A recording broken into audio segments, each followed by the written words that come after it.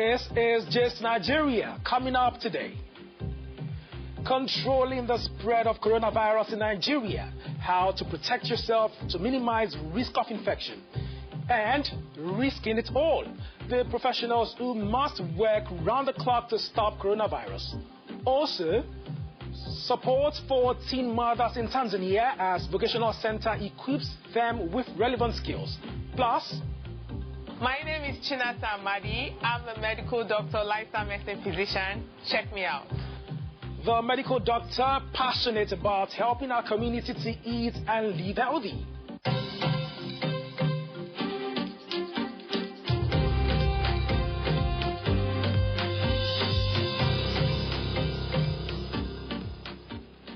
Welcome to Just Nigeria from the BBC and Channels TV.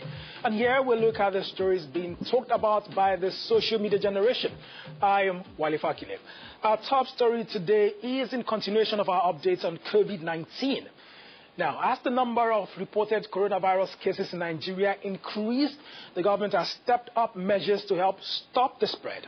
Schools, places of worship, international airports, and the country's land borders have been shut down. But are these measures enough to keep you from getting the virus? And how can you protect yourself and stay safe while preventing local transmission? Just Nigeria's Ajoke Ulodse has the answers.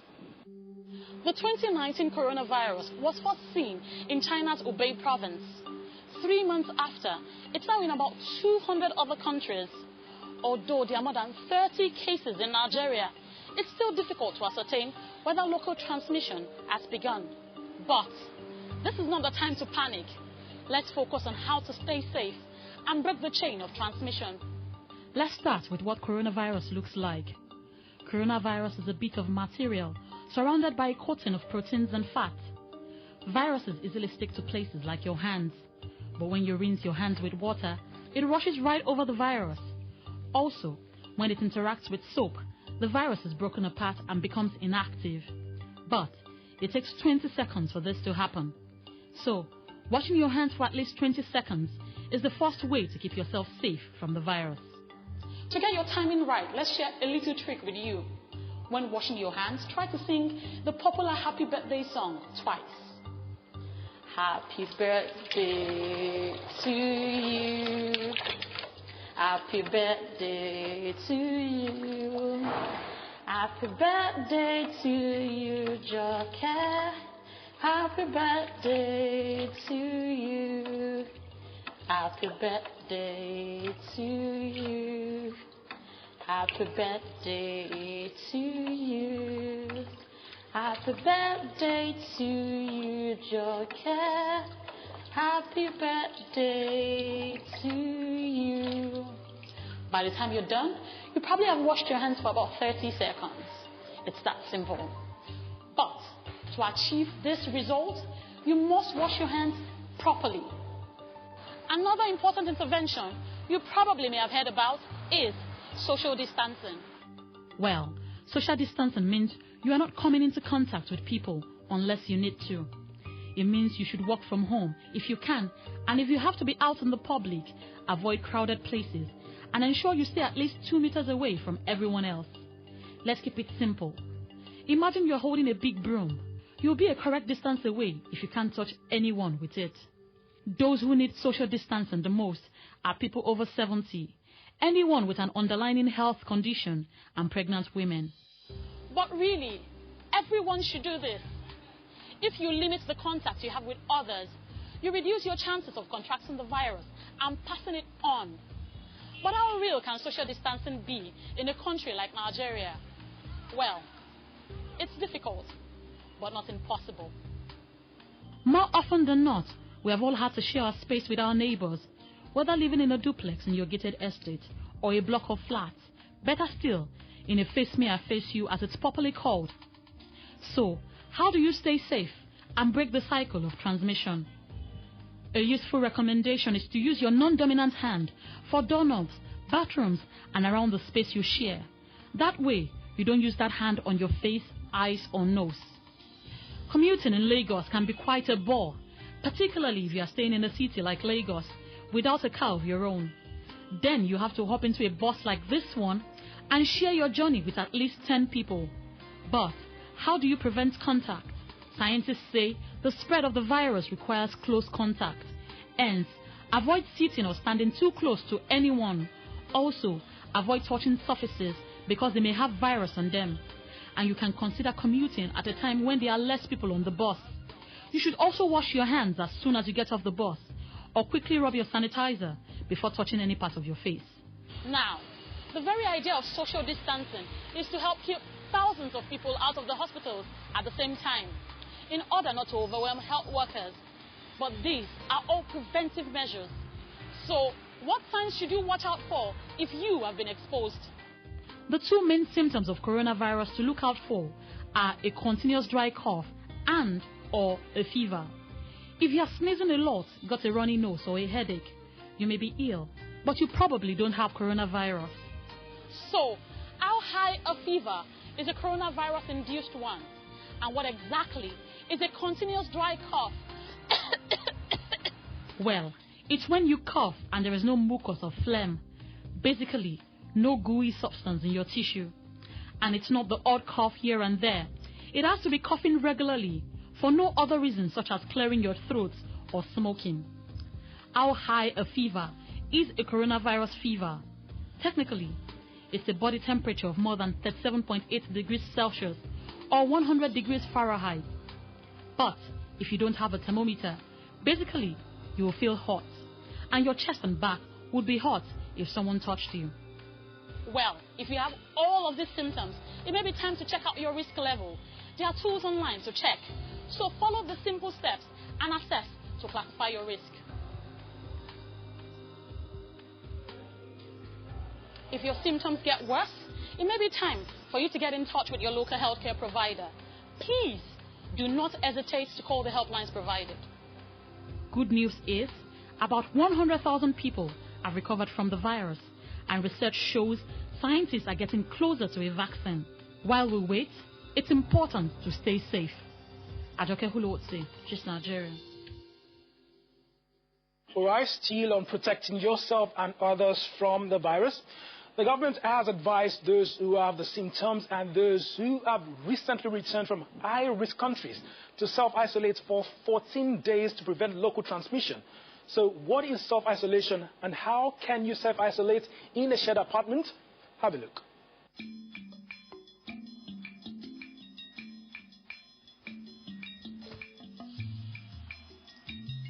If them tell you say make you quarantine yourself, now you say you go sit down for house. You no go work, you no go school, you no go anywhere where people plenty. Most importantly, you no go allow anyone to come visit you for house. If you notice say your body they do you one kind, like say you get a cough or catarrh, carry phone and call the numbers where your government don't talk say me you call. No waka go hospital until they tell you say make you come. If you live inside house with other people, make sure say you choose bedroom we get window where they carry breeze enter, they come out well. And lock yourself inside. If you share bathroom and toilet with other people, make sure say everybody don't finish before you enter. And no share towel, soap or sponge with any other person. Dirty way you want to wait, suppose they inside 2 bags. If later test come out say you dey positive, now that dirty they go come carry throw away separately. If you dey live alone, make sure say you use internet to buy things for yourself or ask your friends or your families to help you. But they must leave them by your domot. The coronavirus they cause make some people no well for body. It dey affect 4 out of 5 people this way. The self-quarantine or self-isolation where you want to do will make sure so you don't infect old people or people who already get sickness for body. Please practice clean hygiene and take precautionary measures. Alright, so what else are you doing to ensure you stay safe from COVID-19? Do share with us on Twitter at Just Nigeria TV. We are looking forward to your comments. Let's now move on to those at the front lines in the fight against coronavirus. Following the government's announcement on restrictions of activities across the country, there are professionals who cannot afford to work from home. In our next story, we find out how much information they have about the virus and what they know about protecting themselves in the line of duty. I have no reason to fear coronavirus because if peradventure it comes to me, my body, my immune system should be able to handle it and fight it back. I feel scared for myself and also scared for the people that I love. I find it as a privilege to be part of those that are in the front line. It's contagious, so everybody is concerned, everybody is worried. We are looking out for each other, for family, for friends.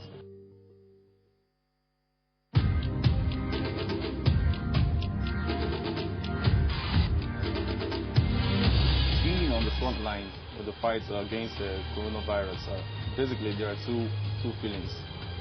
That's the human part of me and the professional part of me comes in. The human part, I feel scared for myself and also scared for the people that I love.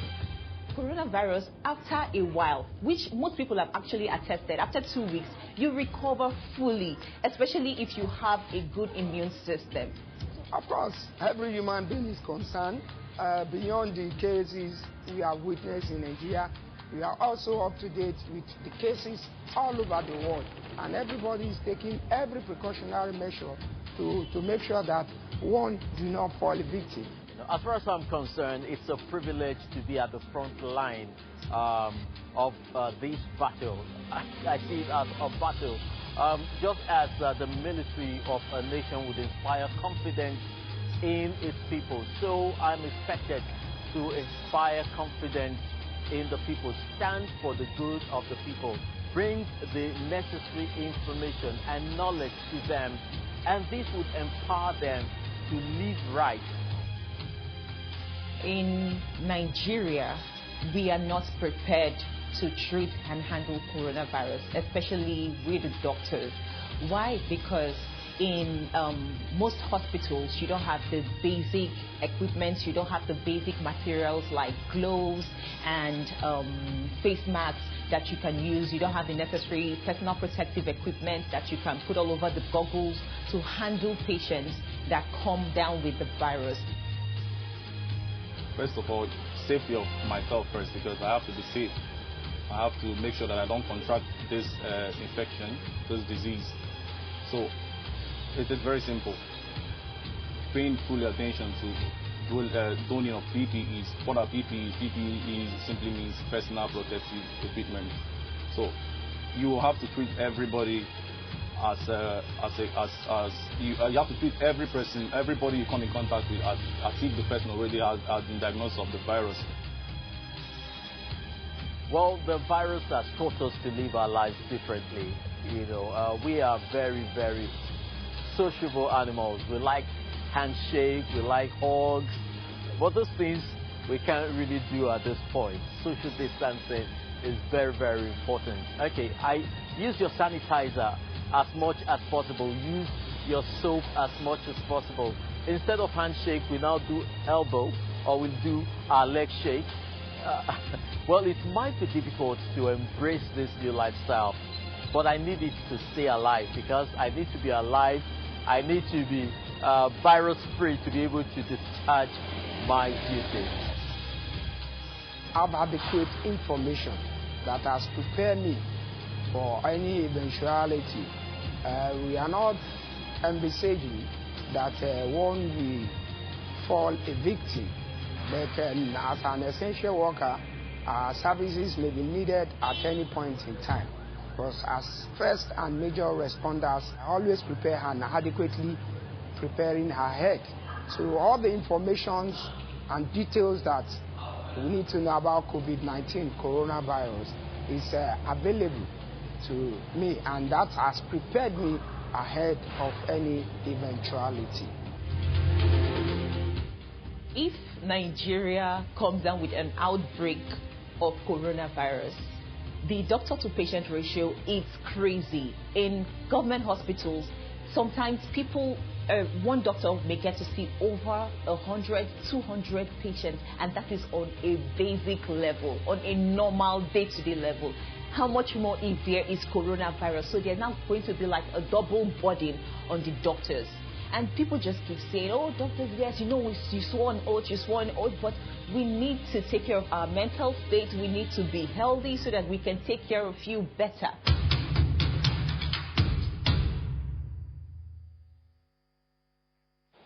Nigerian professionals risking it all in the fight against coronavirus. Still ahead here on Just Nigeria, brought to you by the BBC and Channels TV. Hope and relief for some teenage mothers in Tanzania as they graduate after learning vocational skills. We'll have that story in a moment. Stay with us.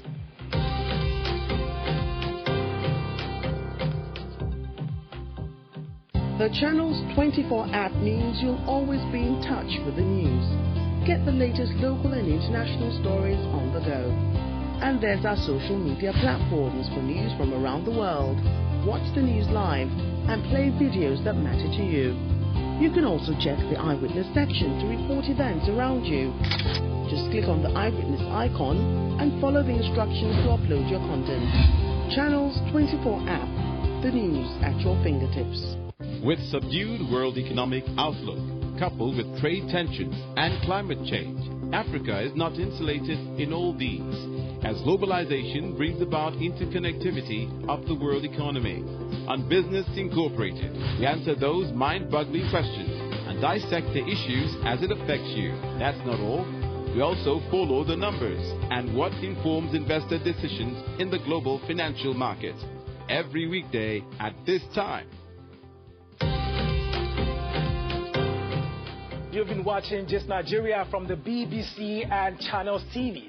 I am Walifakile. Coming up in a bit, the fitness doctor helping people adopt a healthy lifestyle. Before we take that, 2 years ago, Tanzania's President John Magufuli banned teenage mothers from returning to public schools, alleging that they could be a bad influence. But in Arusha, in northeastern Tanzania, a center has been set up to help these girls, offering them skills such as tailoring and catering. The BBC's Abubakar Famal reports for Just Nigeria. Clad in her newly made dress, happy and optimistic of her future, Deborah Emmanuel, a 20-year-old mother of twins, is graduating from a skills class, which she sees as the beginning of her new life.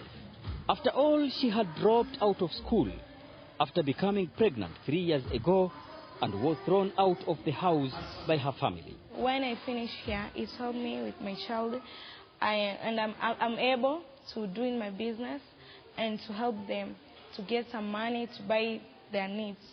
This professional skills center, located outside the city of Arusha in northeastern Tanzania, teaches skills such as cooking, tailoring and hairdressing, provides support to teenage mothers who had become excluded by their families or forced to drop out of school after becoming pregnant. Meanwhile, their children are being taken care of at a daycare facility located in the same compound. This is much needed, especially after Tanzania's President John Magufuli banned teenage mothers from returning to public schools in June 2017, saying that they would be a bad influence to the rest. But it's not easy. Most of the time I've been in class. I don't have time with them, but when they're out, I'll have a little time with them. And sometimes I don't have money to buy them their needs because I'm not doing any job. This initiative is a brainchild of a 72-year-old retired teacher, Martina Simon Ciara, who founded Faraja Center with the support of some donors. Na hakika kuna haja ya kureview hiyo kanuni, lakini pia kufanya utafiti wa kina. I'm sure there is need to review the government's directive and also do a critical research to analyze the situation, see if the graph has gone up or down. I absolutely agree with the government, but let's look at the impact now and see. Kwamba ni lazima kungekuwa na kanuni mahali fulani pa kuanzia. The work of this center has now spread far to other parts of the country. But much more needs to be done to give hope to so many girls in this country who become pregnant while at school and have no one to turn to for help. To other stories, collective individualism is aiming to promote the idea that individual actions, conversations, behaviors, and mindsets can have an impact on our larger society. One person who is trying to make a difference is a Sierra Leonean girl called Fatima. She not only teaches her peers graphics design, her goal is to build an engine. Take a look. In the next 5 to 10 years, I promise I'll make an engine in Sierra Leone because the class was as female are weaker sex, and I'm going to say that female is not a weaker sex. Hello, my name is Fatima Zara Binta Jaffa Jallo. I'm 15 years old. I'm a Sierra Leonean. I'm the youngest textbook teacher in Sierra Leone. The skills that I have is wiring installation, graphic design, computer. So I've teach so many pupils. Some have already been employed. Well, normally I teach my peer groups. They more understand faster than if, let me say, if another person is teaching. I won't say I'm more clever than them, but I do believe my own way of doing it, that's lower level so that they can catch up faster. After I evaluate with my academic work, from morning hours to 2 o'clock, then I now go to my technical skills. My fear is that when normally we do this wiring, we have no protective things that we normally use. We worldwide agree that female are weaker sex. That's my motivation more, because I did not believe, and I will never believe, that female are weaker sex. And from that report, we'll bring you the story of another Nigerian making waves around the world. That's on Check Me Out.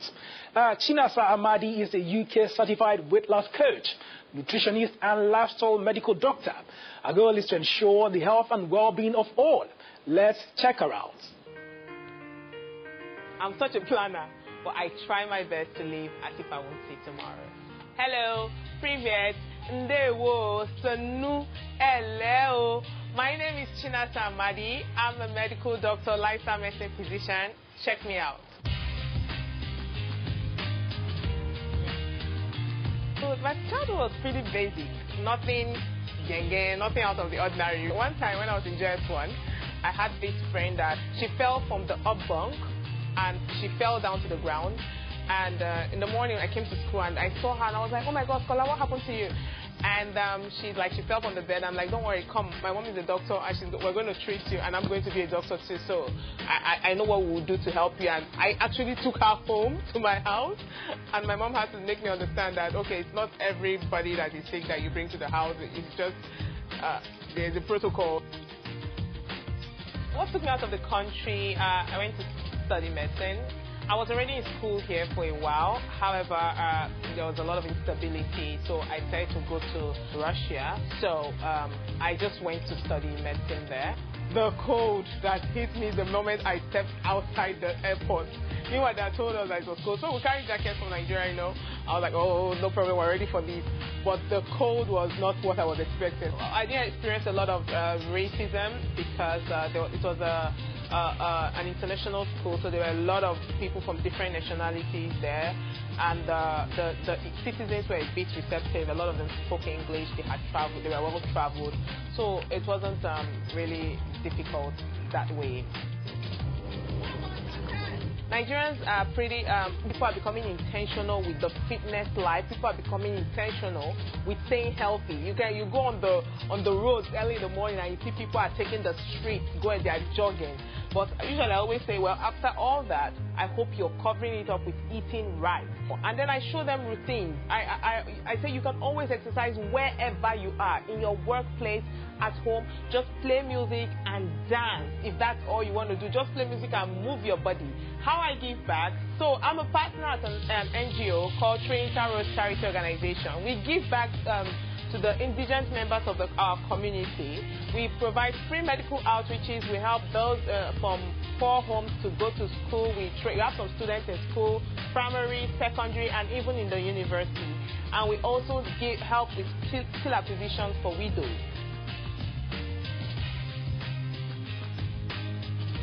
One of the philosophies I live by is plan your life as if you live forever. However, live your life as if you won't see tomorrow.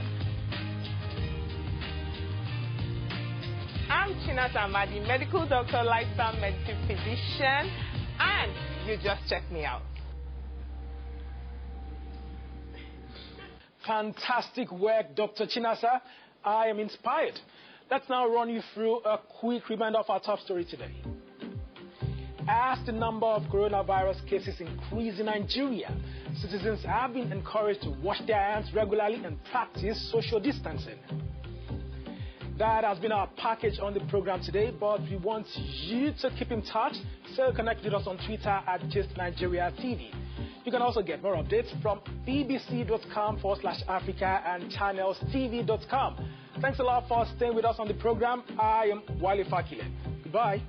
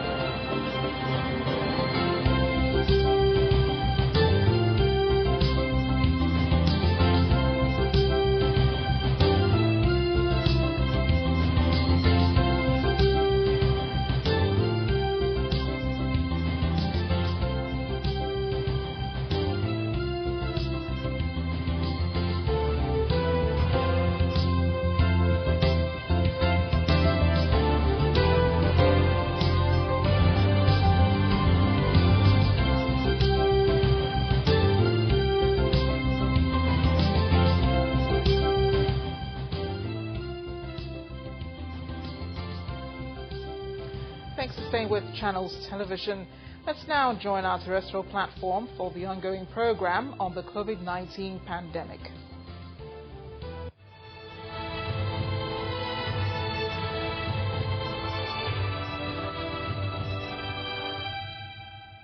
Quantities, but this is pending approval from the Nigeria Center for Disease Control.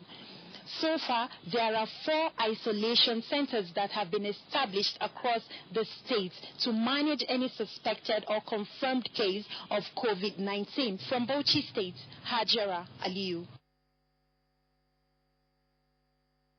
And from Bauchi, in Abuja, the midweek briefing by the Presidential Task Force on COVID-19 by the Minister of Health in Abuja did not take place today. And there is no official statement from the government to explain why it failed to take place.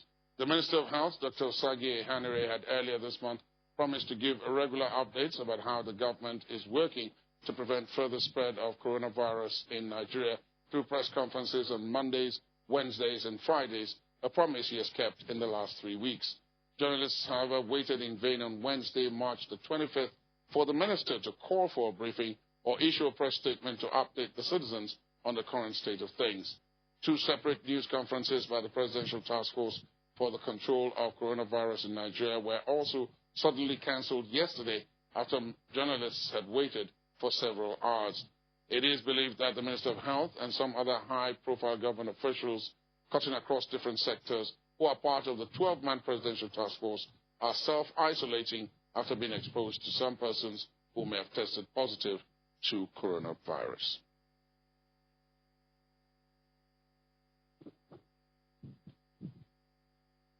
And now we stay in Abuja, where we go to our correspondent, Kayla Megwa, who has been taking a look at the level of compliance with the restriction orders relating to gatherings and how people generally are taking to the enforcement of restriction of general movement. Kayla, good evening. So what's happening? Good evening, Laddie. Okay, so there's a partial lockdown. That's what is being called right now. Partial lockdown on all activities in the nation's capital. Markets have been asked to close shops of people who are not providing essential services. So we went to Wuse Market today, which is one of the biggest markets in the nation's capital, and we found out that all the shops were closed. We were there yesterday, and all the shops were open, which of course was a bit of a scary situation, considering, you know, the fact that there has been a stay-at-home order in the nation's capital. However, today when we got there, we noted that traffic had reduced, and it's not just in the market. We're talking about in places like Garki, in places like Wuse, where they're known for heavy traffic. A lot of those places, the traffic has gone down drastically, which means that a lot of people are staying at home. Probably due to the fact that civil servants from grade 12 to 1 have been asked not to come to work. So a lot of people are at home. Many schools have been shut. All schools really have been shut down. So a lot of kids are at home. So there isn't a lot of traffic anymore in the nation's capital. At the markets, we did see people selling food, all right, so food stuff, provisions and things like that. Those stores are still open. I spoke to a man who sold wrappers today, and who was very worried that because the shutdown is for 2 weeks, and he's saying he doesn't think that they will be reopened in 2 weeks. He's worried about how his business is going to fare after that. But there is a big problem, Laddie. One of the problems in the nation's capital is that many people are not adhering to the stay-at-home order. And I do have to say, this is something we noticed today even with the orders and with the advisories given by the FCT minister. We still have a lot of people going about their business as though nothing is going on, and that is a bigger problem. We also have questions of people who came into the nation's capital who have not self-isolated, and Mr. Lai Mohammed was talking about this not too long ago, talking about how they are looking for over 1,000 people who are related to the contacts who have tested positive to COVID-19. And they're trying to get those people to come in, get them to self-isolate, or get them tested. And a lot of them are not budging. No one is showing up. And he actually at the time said that they were thinking of using the military to cajole them to do the right thing. But in the nation's capital, business has gone down. I do have to say that. One worrisome sight we saw today was at the Area 1 complex. There's a shopping complex in Area 1, and all the shops were open. None of them were providing essential services, not a single pharmacy. We saw that. We actually went there, took our time to check and see if these were pharmacies or places that are selling food stuff or provisions. Satellite companies. We actually saw phone companies. We saw people selling footballs, salons, clothes, and a lot of them were still open even today. Which means that maybe the reality of the situation hasn't hit a lot of people in the nation's capital, but hopefully it will. But the only problem and the hope is really that this defiance or this lack of reality check that is going on among many people who live in the nation's capital will not come back to bite us if the disease starts to spread all over the place. God forbid. But people need to take the necessary precautions, self-isolate, stay at home if you're not providing essential services. And that is where we are in the nation's capital at the moment, Mr. Laddie. We will be checking up every day to see how the compliance level is going. Thank you very much, Kayla. Comprehensive report from Kayla Megwa in the Federal Capital Territory. A bit worrisome there that compliance levels in some parts are low, as she was reporting. But there appears to be more being done by some other groups aside the efforts of the federal government in combating or curbing the spread of the COVID-19 disease in Nigeria. The African Center of Excellence for Genomics of Infectious Diseases, located in Ede, Osun State, a facility co-owned by a private university, the Redeemers University, is making efforts at discovering ways to tackle the deadly virus by researching into its nature. The center is an accredited NCDC testing center, which is helped with the sequencing of the first coronavirus, or the index case, which Nigeria was said to have had. And that was done under 48 hours, a situation which some experts say could not be achieved even in China and some parts of Europe. The center says it is making efforts in finding solutions to the disease and told Channels Television some of its discoveries on COVID-19. We have been able to test samples that have been brought into the lab